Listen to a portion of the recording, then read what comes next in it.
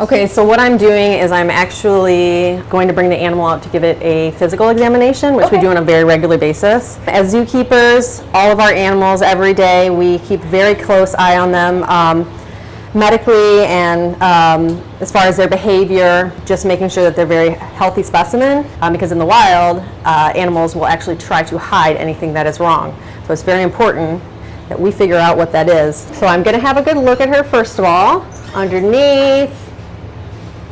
Just as you would do when you would go to doctor.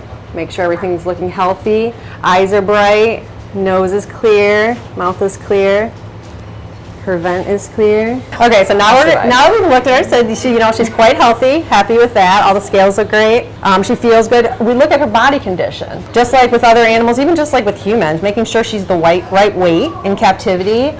So we actually want to make sure that her body condition is right. She's getting enough physical exercise to keep her muscles in tone, and that her diet is suiting, that her physical structure is about where it should be.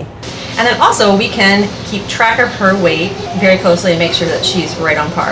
And that all is reflected in how much we feed her, how often, all of that's scheduled. Zoos are actually becoming a lot more scientific in their categorizing and cataloging everything to make sure that we can keep track of growth rates, longevity, how these animals do in captivity versus in the wild. There's a lot of interesting things that we can use so that if and when we do reproduce animals for potentially to be released back into the wild, they're part of a breeding program, that we make sure we're getting the best specimens possible.